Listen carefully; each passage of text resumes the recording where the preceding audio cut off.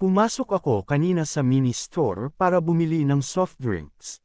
Pagbukas ko ng refrigerator ay napansin ko ang isang matandang lalaking nakatingin sakin.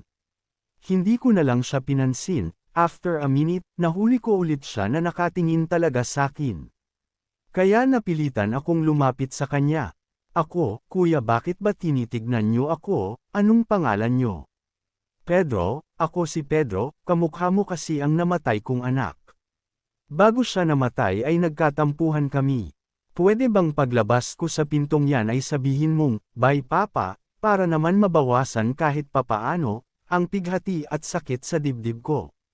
Maluha-luha ko siyang inihatid sa pintuan ng store, dahil sa guilt, sumigaw ako ng, bye papa, lumingon at ngumiti siya sakin, at bumalik na ako sa counter para magbayad. Pagtingin ko sa resibo.